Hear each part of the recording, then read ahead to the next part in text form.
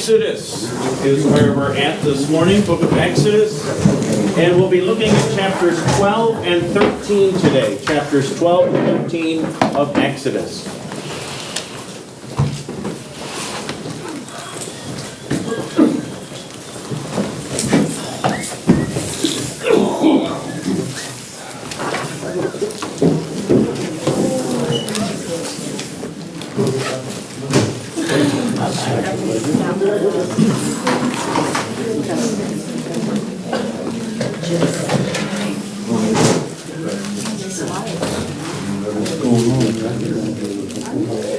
All right, the last time we were together, we marched through the 10 plagues.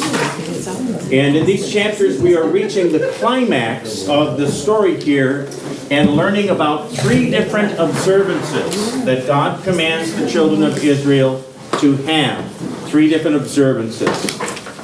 Israel is going to use these to remember the events of the Exodus and their meaning. So we'll be seeing these as we go through these couple of chapters. Let's have somebody start by reading chapter 12, verses 1 through 6. Exodus 12, verses 1 through 6. The Lord said to Moses and Aaron in the land of Egypt, "This month shall be for you the beginning of months. It shall be the first month of the year for you. Tell all the congregation of Israel that on the 10th day of this month every man shall take a lamb according to their father's houses, a lamb for the household. And if the household is too small for a lamb, then he and his nearest neighbor shall take, according to the number of persons, according to what each can eat, you shall make your count for the lamb. Your lamb shall be without blemish, a male, a year old. You may take it from the sheep or from the goats, and you shall keep it until the 14th day of this month, when the whole assembly of the congregation of Israel shall kill their lambs at twilight." Okay, so what activities are going into this beginning of the festival? What activities are they supposed to observe? Okay, so the beginning of Passover is correct. This is the Passover Feast. It's a killing of a lamb or a goat. And it needs to be a certain kind, though, doesn't it? It has to be about a year old, and a male, and without blemish. Without blemish. So you don't offer one that has only 3 legs. Okay? You get a whole one as the sacrifice. And this is going to be the key thing in the Passover meal that is coming up. What month of the year? Does it say? First month. Is that January? By our calendar. By our calendar it would be, right? Not in the Jewish calendar. It's the month of Nisan or Abib. The months have different names because of their experience in Babylon. They get different names for them.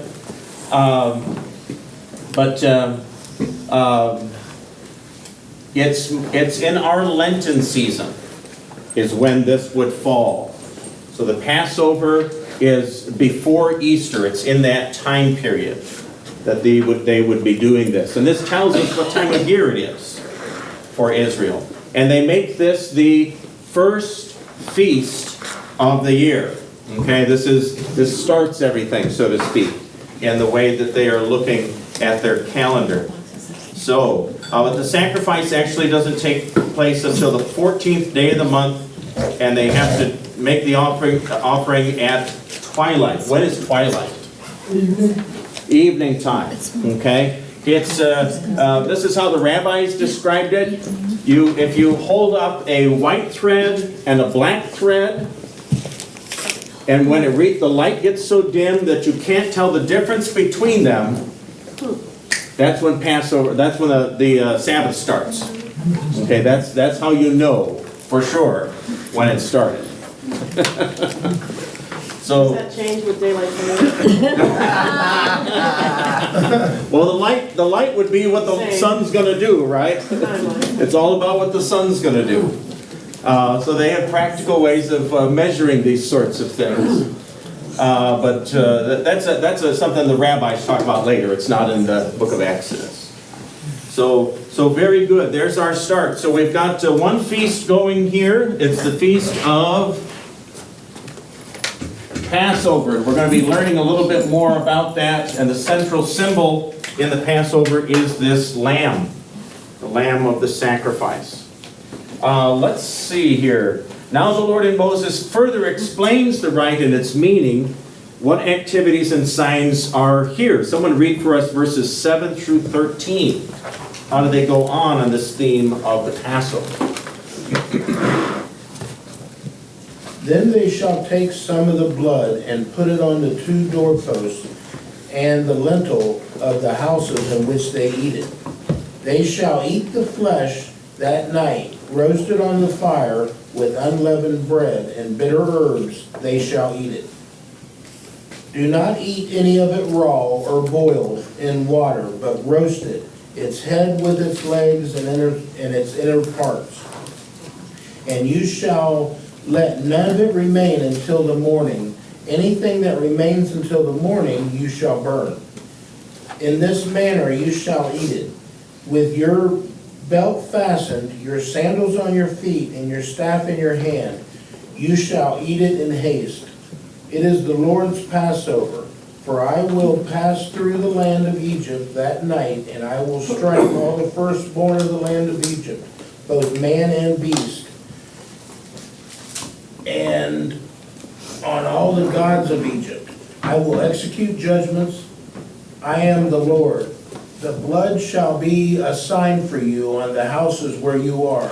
And when I see the blood, I will pass over you, and no plague will befall you to destroy you when I strike the land of Egypt. Okay, so thank you, Mike. What signs and what is their meaning that we're seeing here? There's a number of different signs associated with the Passover meal. Blood on the doorpost? Blood on the doorposts.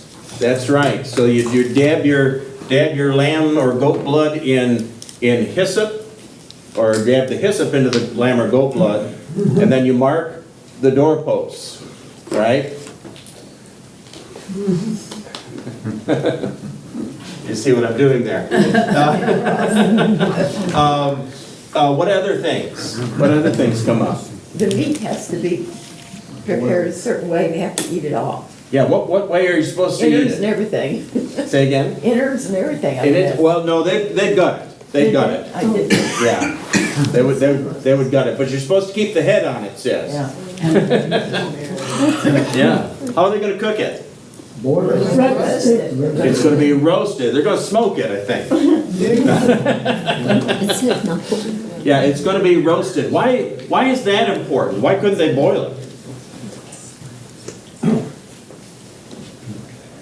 So hold that thought. And let's look at some of the other symbols going on here. What's going on in verse 11? We gotta be ready to travel. Gotta be ready to travel.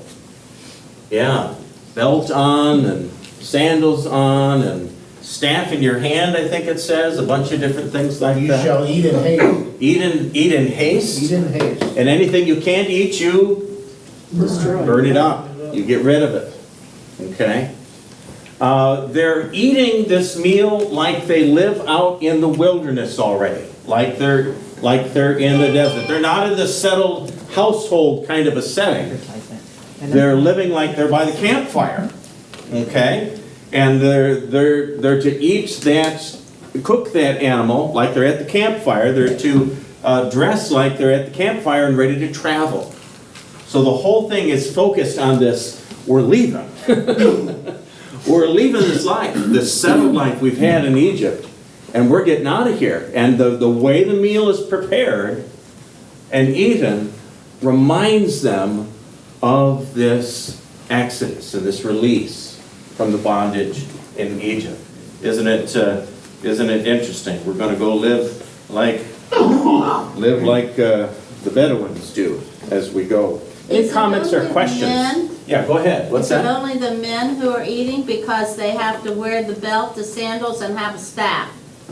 Okay, no, it would not only be the men. The Moses' instructions probably would have been to the men, and then the men would have taken that to their households and shared those things there.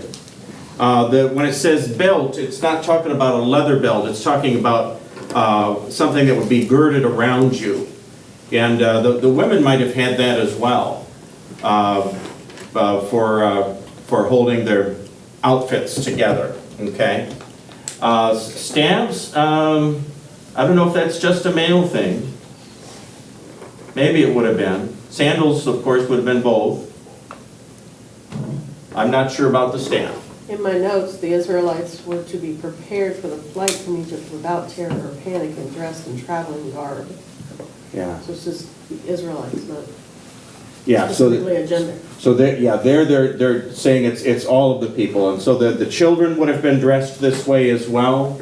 Any of you ladies use walking sticks when you go out on the trails? A few of you do? Yeah, I know my wife always has hers. She's got poles. She always has. So yeah, I don't know that that's a specifically a gender thing there. I think they're all supposed to be done up like this. I could though look at there are painted images and stuff of the people that would come down and visit in Egypt, who would have been from the land of Canaan. And it'd be interesting to see if any of the women are carrying staffs, using those. That's I've never thought about that before. Let's see, any other questions or comments about what we're seeing here so far in the preparation of the Passover? It says the staff was more for protection and support than, support we think of, but Yeah. you don't know what they're going to be faced with. Right, so wild animals would be popping up, you know, if you move down to, say, the Chillicothe area, you might run into snakes or things like big spiders, right? I'm talking about the Tobiases on their pioneering down there. You might want to have something at hand, you know, just in case you run into trouble. So that all works. Verses 14 through 20. That focuses on the unleavened bread. We've already mentioned the unleavened bread. And goes into a little, like a legal expansion about the feast. We're not going to read that. Let's read 21 to 27. 21 to 27. And here's what I want you to think about as you're reading. If this was a movie, what kind of movie would it be? Okay? Read 21 to 27 and think, what kind of movie would this be? Then Moses called all the elders of Israel and said to them, "Go and select lambs for yourselves according to your clans, and kill the Passover lamb. Take a bunch of hyssop and dip it in the blood that is in the basin, and touch the lintel and the 2 doorposts with the blood that is in the basin. None of you shall go out of the door of his house until the morning.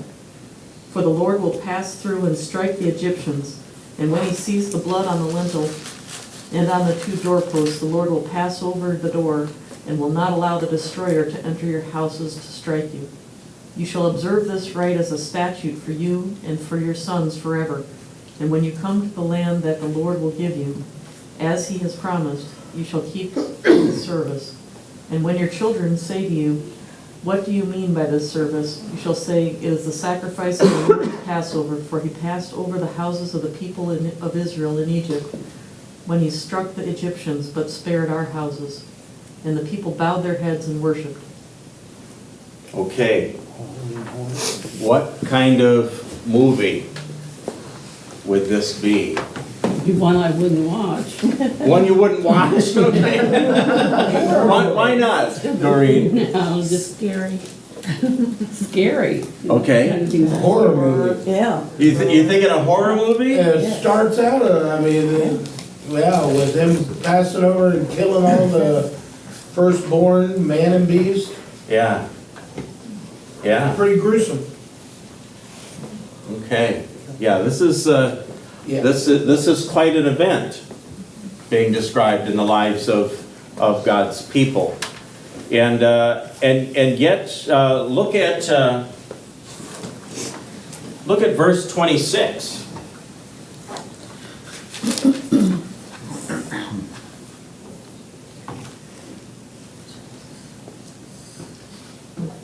passing it on to future generations. Okay. Remember?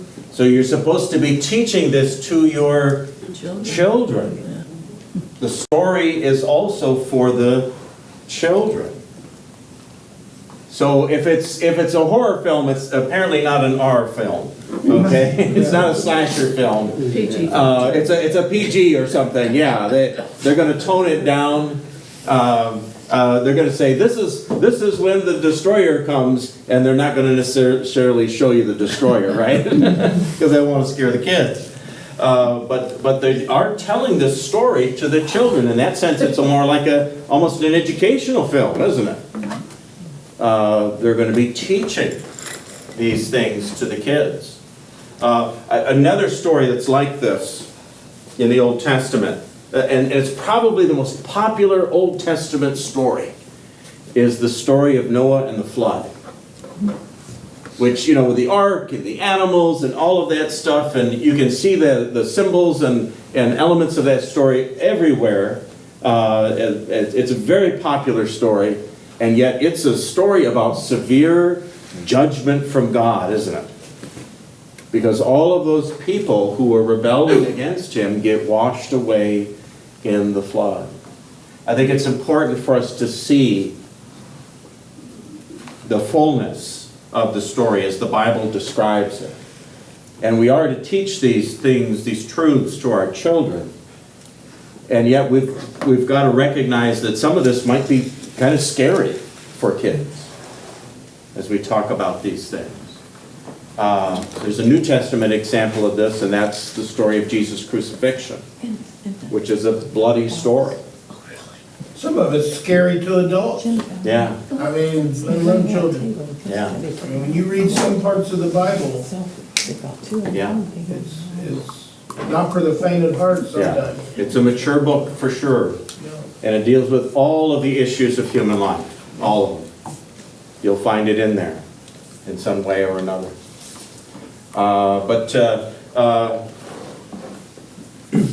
Interesting contrasts going on there.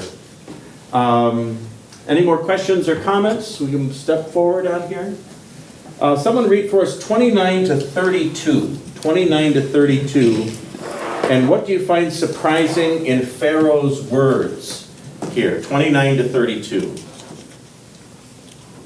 And it came to pass that at midnight the Lord smote all the firstborn of the land of Egypt, and the firstborn of Pharaoh that sat on the throne unto the firstborn of the captive that was in the dungeon, and all the firstborn of cattle. And Pharaoh rose up in the night, he and all his servants and all the Egyptians. There was a great cry in Egypt, where there was not a house where there was not one dead. And he called for Moses and Aaron by night and said, Rise up and get you forth from among the people, both ye and your children of Israel, and go serve the Lord as you've said. Also take your flocks and your herds as ye have said, and be gone and bless me also. Okay, so there is the point of the Exodus. Pharaoh gives his permission for the Israelites to leave. In fact, it's not permission, it's more of a command, isn't it? Get out of here. Get out of here. What do you see in that passage that's surprising in what Pharaoh says? Bless me also. Bless me also. Yeah. Why would Pharaoh say, bless me also? I think he was scared. You think he was scared? Yeah. I think so, yeah. Yeah. He's like a kid watching a horror movie, Yeah, right? scared straight. Scared straight? Yeah. Oh, I remember, Susan maybe has a memory of this, when Jurassic Park first came out. We were down in St. Louis, and we went to a theater there near the seminary, and there was a family behind us, and they had little kids. And too scary. Too scary for the littlest kids. Oh, they were howling. And the mother, or grandmother, or whoever it was with them was going like this, trying to cover their eyes and all of this stuff, because the dinosaurs started eating people. You know, it was fun up until that point, right? Pharaoh's, I'm sure he's terrorized at this point. It's reached that point in the story. He wanted to take everything they possessed with them. Yeah. There was nothing left behind. Don't leave a scrap. Get out of here, for sure. Yeah. He's ready to see all of them gone. He adds the "and bless me," perhaps because he realizes that this God is powerful, not like the gods of Egypt. Not like the gods of Egypt. He's beyond them, as they've worshipped them for centuries. He is something special and unique. And he probably doesn't know what else to say. He's got to acknowledge the power and the presence of God at work in all things. Yeah. Why doesn't God do this every weekend? People become immune to it. People will become immune to it, you think? Yeah, I think it's something that's all the time. It's like, Okay. It means put the blood on the posts and go around and kill everybody. Because there wouldn't be anybody left. There wouldn't be anybody left. but then we got all this, are we getting callous to all these murders every day, every night, every Oh. time? I think we Are we starting to get callous to that? Yeah. It's like, every day, no matter where. Daylight, it isn't just in the sneaky part of the night. They're sneaking. You're driving down the freeway, you're sitting on your porch, Yeah. With what Joe just said, I seen on Fox News when we're sharing Osborne. She said they're leaving California because all the stuff going on in this country. They're going back to England. Are they? They are. They're fed up with it. Yeah. Well, it's becoming the Wild West again here in the States, isn't it? It's more than It's that. starting to feel that way. Anything goes. Yeah, but you can run, but you can't hide. Mm. God sees everything. And the devil's everywhere, so. His influence is also there, isn't it? Is also there. Yeah. God doesn't do miracles all the time, does he? He does them when and where he chooses and to accomplish his purposes. And I do think if the miraculous were more evident and happening more, I do think people would probably reach a point where they were indifferent to it and just expected it. Just like the sunrise in the morning, right? What a blessing that is. What a blessing that is. And yet, instead of thanking God for it, we might complain, oh, it's so bright, I want to sleep in. No? That's what it is to be human. We get used to things. Go ahead, Zach. I just wanted to add on to that with what you said, what Joe said. When it comes to that and things that are going on in our country, I've just gotten to the point where nothing really surprises me anymore. Some of the stuff that's happening, it's a shame it's happening, but it's just not surprising. Yeah, it's hard to invest your emotion in all of that all the time, isn't it? Sherry and then Karen. I think in today's world, though, people pass it off. Earthquakes and plagues and stuff, they throw it up to Mother Nature. Okay. They don't even look at God as being the source of giving us a sign or whatever. Or if God were to talk to somebody directly, like in the day of the Bible, they knew it was God. But today people would say, what technology is that doing that? You know, they wouldn't believe. Today's world, it's hard to look at a miracle. Today people just pass it off as being a coincidence, or they just don't look at it the same way biblically, because technology and thoughts get in the way of God's works. Karen? Well, I was just thinking of Jesus when they're asking him to do miracles and stuff to prove everything, and would we get to the point where we're like, well, prove it to me, instead of going by faith and trusting in the Lord by what he's told us, as opposed to throwing miracles at us every time we need something. Yeah, and the gospel reading that I'm preaching on this morning, there's an instance of this kind of a thing. So be listening for that, those of you who haven't been to second service yet. There's an instance of this kind of a thing. One thing about this, we have a flood here and an earthquake here, but this was the whole nation. If we had like a flood all over the country at the same time, Yeah. I think we'd get There'd be a hue and cry, as they say. Oh, yeah, that would work us in a different way, for sure. a little bit here, a little bit there, and Yeah. just kind of pass it all. Right. That's their problem this week. We'll have ours a month from now, or something like that, and that's the thinking. Instead of looking at all of those things and saying, I need to be in a right relationship with the maker of heaven and earth, which is what all of those events should speak to us. Stay in a right relationship with the maker. Go ahead, Zach. I was also just gonna say too, I think a lot of the issues too with what Sherry said, a lot of the issues going on too is all the different religions, different beliefs. And there's some people in this country that don't believe in any religion or God at all. Sure. They Yeah. believe in science and that Yeah. stupid Big Bang theory. Yeah. I was listening to a psychology lecture by a guy from Yale on YouTube, and one of the things he said was that there are some who are proposing that all people who believe in God are mentally ill. I hear that all the time. Because, I haven't heard that to do. I haven't heard that one yet. I have. because he says that God's not really there, and so we're all deluded. So we're mentally ill. Isn't that interesting? Funny, I Isn't think that that of interesting? them. Say again? I think that of them. Yeah. Let's do. see what they believe I was in. gonna say, I do hear that quite. You do hear that sort of thing? Yes, we do. Yeah, so those ideas are out there. Lord have mercy. Lord have mercy. So now we have the actual event. As they're about to go out of Egypt, I'm going to get all three of these observances up here. Which one has to do with, let's see, Passover's with the blood of the lamb and all of that. And then there's one with the bread. What's that feast called? Unleavened bread. Feast of Unleavened Bread.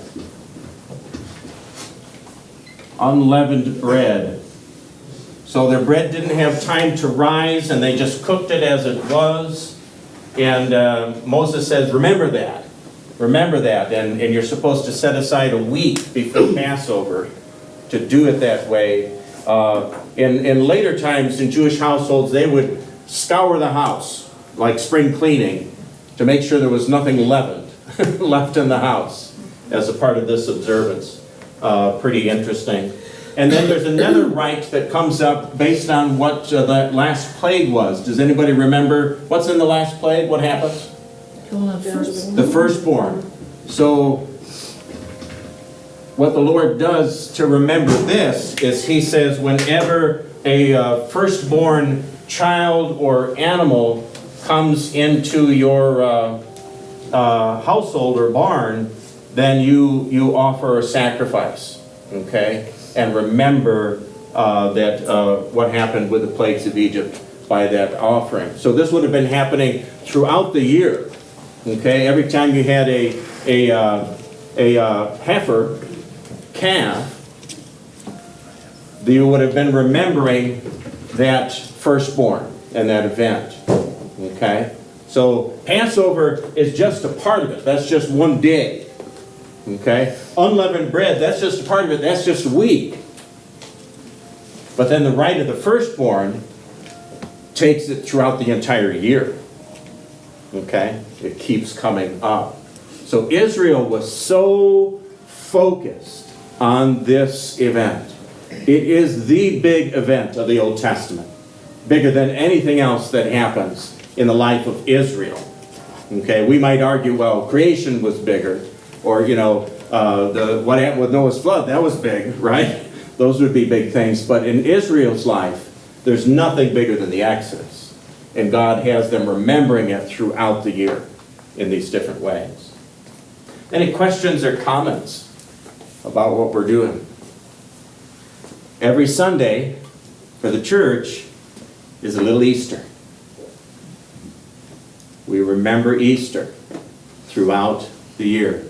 In Lent, if you're fasting, you don't fast on Sunday. You don't fast on Sunday. Why? Because it's the Feast of the Resurrection. We celebrate. Fast the other times of the week. There we go. All right, Pharaoh wants to be blessed, don't we all? Someone read verses 35 and 36. Still in chapter 12. The people of Israel had also done as Moses told them, for they had asked the Egyptians for silver and gold jewelry and for clothing. And the Lord had given the people favor in the sight of the Egyptians, so that they let them have what they had asked. Thus they plundered the Egyptians. Okay, thank you, Mike. Now let's think about this. You're dressed for a camping trip. You've been eaten by the fire, right? You're roasting your lamb. You're getting ready to leave. You can't even let the bread rise. You're in such a hurry. Okay? When you go camping, how much silver and gold do you take with you? None. Why not? It's heavy. It's heavy, okay. They're coming back.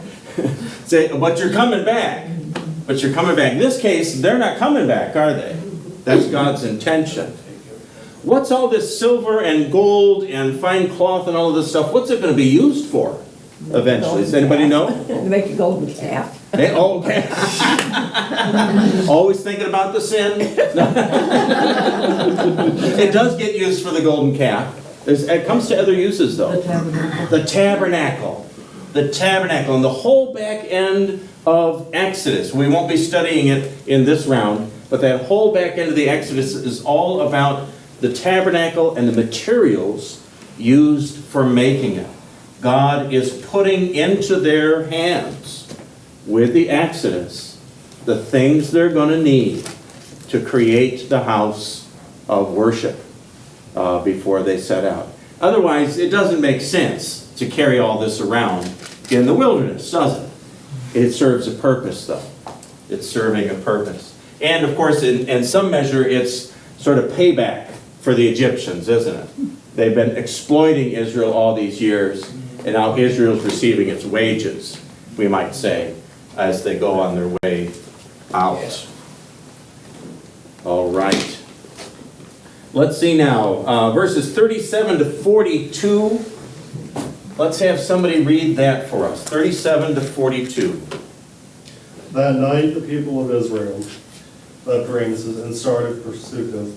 There were about 600,000 men, plus the women and children. A rabble of non-Israelites went with them, along with great flocks and herds of livestock. For bread, they baked flat cakes from the dough without yeast they had brought from Egypt. It was made without yeast, because the people were driven out of Egypt in such a hurry that they had no time to prepare the bread or other food. The people of Israel had lived in Egypt for 430 years. In fact, it was on the last day on the 430th year that all the Lord's forces left the land. On this night, the Lord kept his promise to bring people out of the land of Egypt. So this night belongs to them, and it must be commemorated every year by all the Israelites from generation to generation. Thank you, Zach. What do you find monumental in the event here as Moses is describing? What's monumental about it? 600,000 people up and leaving. A lot of mouths to feed. That's even hard to imagine, isn't it? That many people. It was over that, wasn't it? Because all the women and children was way over that. That's right. So that's a count of the men. Right. And then it says there are women and children as well. So it's a huge number of people. How many people fit into the shoe up here? 110 if they cram it, 109. I mean, on the tip of, like yesterday, I think there was 105. 105,000 people gathered in that They can location. get a couple more thousand if they Okay. really push them. So you'd have to multiply that many times in order to get a sense of the number of Israelites that were leaving Egypt. What a monumental event. That's amazing. Plus all their flocks of cattle. Yes. Yeah. Yeah.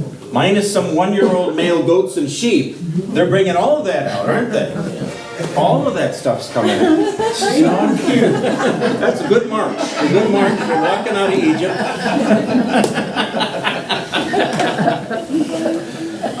What else do you find monumental about this event?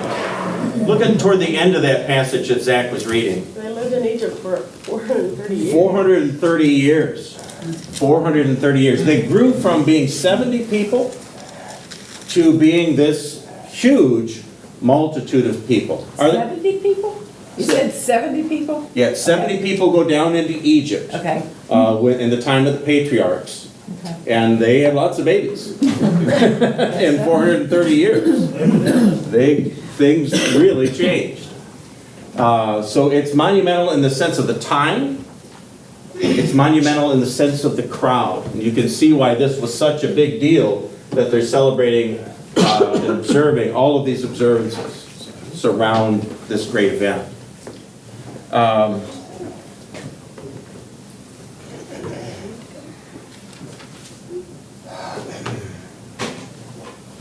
All right. I think the Israel population was getting to where it was larger than Egypt. I don't know that we have information about how many people lived in Egypt. Egypt would have stretched from the Mediterranean Sea way, way down into Africa. I forget what the furthest south settlements of Egypt were, but there would have been Egyptians all along that route. And Israel was pretty much centered in the Delta region. So they were just one part of that long whole. I thought there was a verse in there said that someplace where the Egyptian people were getting worried about that. Yes, in the beginning, in the first chapter, they're afraid of the rising numbers of the Israelites. And they're afraid that they're going to be able to rebel against them. And it seemed that they could have children where the Egypt was having trouble having children. Yeah, the Israelite women were vigorous, it says in the first chapter there. And they're catching up fast, is what Pharaoh notices. And that's the cause of the fear and the reason why they started all of these brutal policies against Israel.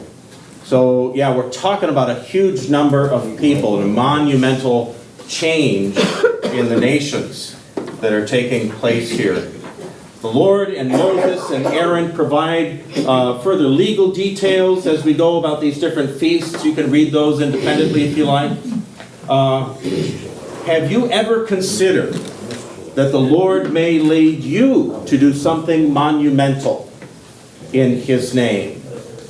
Have you ever considered that the Lord might lead you or your family to do something monumental in His name?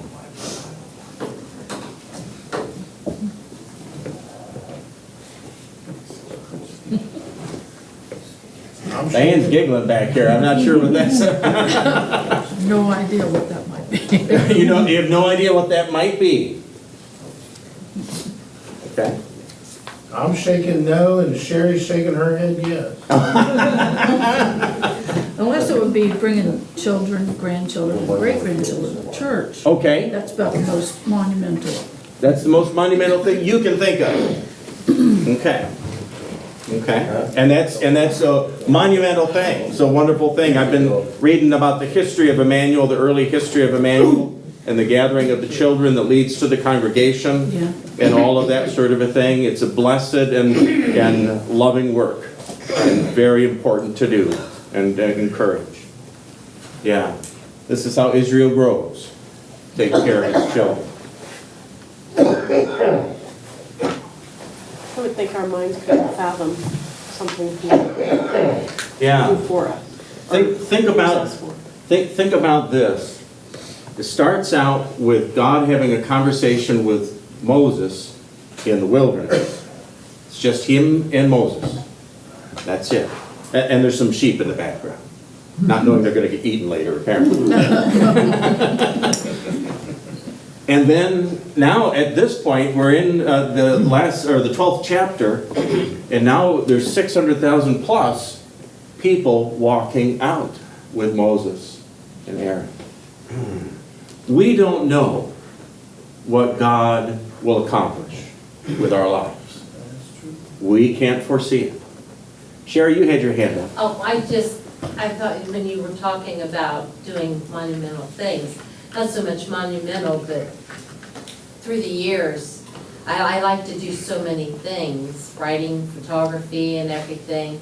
And every time I get an idea in my head that God really wants me to do something with something, it's like I start to do it and a barrier goes up. It's like, okay, it's like kind of listening and thinking, okay, well, I thought I had time for this, but then something else comes up. But then I always, when I was younger, my focus was so much on the children, but I wanted them to go to church and everything. I made sure they were in church, they were involved in everything, kept them in that.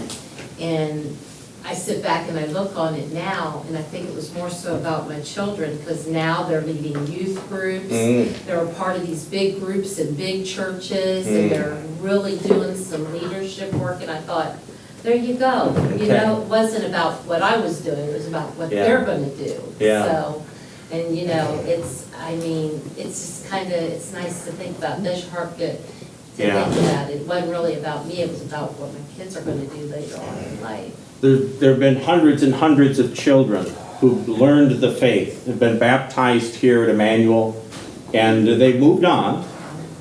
They're not in this neighborhood or nearby here anymore. I've got one down in Georgia now, I've got one in Illinois, going and doing different things. But all of that effort of caring for them, preparing them for whatever it is God has in their lives. That's ongoing loving work that we have as parents and grandparents in the lives of our children. I think it's, Emmanuel has stayed for all that time true to the faith. What we believe is still what they taught Yes. 100 and some years ago here. Yes. That were in the neighborhood. Yes, a faithful congregation. We've abided in that faith of our forefathers. Well, just like we sang here a little bit ago, wasn't it? Yeah. Isn't it? Eliza picked that out for us. Yeah, faith of our fathers.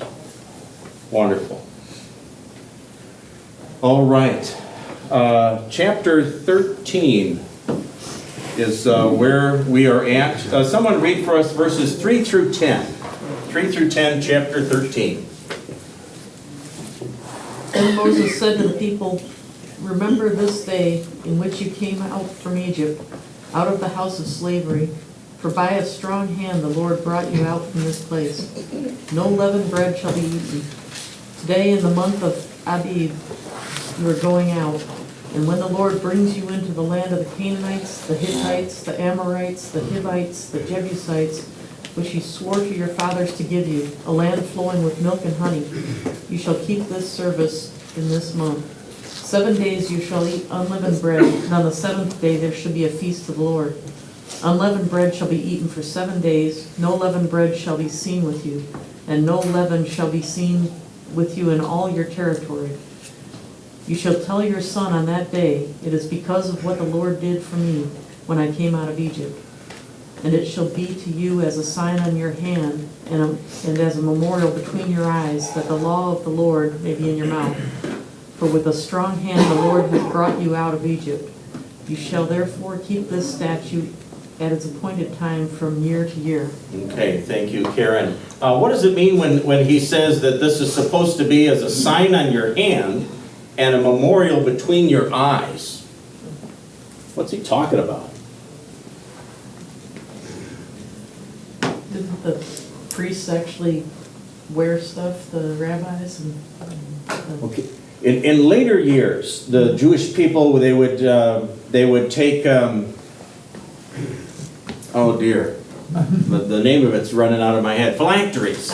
Phylacteries. It's a little box that has Bible verses in it. And when they were praying, they would bind that on their head so that it was up here on their forehead, and they would bind it on their arm so that it would be, that little box with the word in it would be on their hand. And that would be a part of the prayer services. If you watch any scenes of Jewish people praying at the Western Wall in Jerusalem, you'll see them putting on these phylacteries and having this as part of their prayer. Now that practice comes much later. Much later. I think what's going on here is God saying, you have to have this so much in your memory, it's between your eyes and on your right hand, right? That it's always going to be in front of you. Always going to be right there with you. I think maybe that's the sense of this expression. Okay? It's always going to be there for you, to always remember. Verse 10, you shall therefore keep this statute as an appointed time from year to year. And have it always before you. Because this is what defines you as a people. Now we have a sign that we use like that. We're going to use it upstairs this morning. You'll see me make the sign of the cross at the beginning of the service, right? In the name of the Father and of the Son and of the Holy Ghost. And that's the sign that we as Christians have always before us, connecting us to our Passover, right? Through the body of the Lamb of God, who takes away the sins of the world on that cross. Things to think about, what God was up to. I'm going to read verses 17 to 22 to finish us out here for this morning. 17 to 22. When Pharaoh let the people go, God did not lead them by way of the land of the Philistines, although that was near. And God said, lest the people change their minds when they see war and return to Egypt. But God led the people around by the way of the wilderness toward the Red Sea. And the people of Israel went up out of the land of Egypt, equipped for battle. Moses took the bones of Joseph with him, for Joseph had made the sons of Israel solemnly swear, saying, God will surely visit you, and you shall carry up my bones with you from here. And they moved on from Succoth and encamped at Etham on the edge of the wilderness. And the Lord went before them by day in a pillar of cloud and led them along the way, and by night in a pillar of fire he gave to give them light, that they might travel by day and by night. Boy, they're in a hurry, aren't they? Traveling day and night. The pillar of cloud by day and the pillar of fire by night did not depart from before the people. So there's a number of interesting elements here. God's already got them thinking about the promised land. He's already mentioned they're going to be inheriting that a little bit earlier in the passage, but they're not ready yet. This is a nation of people who's been living basically in slavery. They're not ready to be a nation. And so God doesn't take them that way. He takes them to the south and east towards Sinai. Next time I'll get a map out and we'll look at some of the locations and how the map shows us where they're headed. They bring something special out of Egypt as they go. What do they bring up? Bones of Joseph. The bones of Joseph. The bones of Joseph. And at the end of Genesis, this is connecting us back to that. Joseph makes them promise, you're not going to leave me down here. You're going to take me out. Okay? And they're fulfilling that promise 430 years later. And then the other remarkable thing is there's an ongoing miracle, isn't there, as the people travel. What's the ongoing miracle they're experiencing? The cloud. The cloud. And fire. And a pillar of fire by night. The cloud, pillar of cloud, and a pillar of fire by night. It's always before them, leading them on their way. God is assuring them that He is with them and that He is the one leading them. Let's bow our heads in a prayer. Heavenly Father, we thank you that you are the leader of our lives, that you are the leader of this congregation, Emmanuel. It belongs to you, and that its name speaks to us that God is with us, just as surely as you were leading Israel by that pillar of cloud by day, the pillar of fire by night. You are leading us this day. We ask, O God, that you would give us the eyes of faith to see these truths. May we bind these truths to our foreheads and our hands and have them always before us. May we present them and share them by your grace with those around us. In the name of Jesus Christ we ask it. Amen. All righty, thank you folks.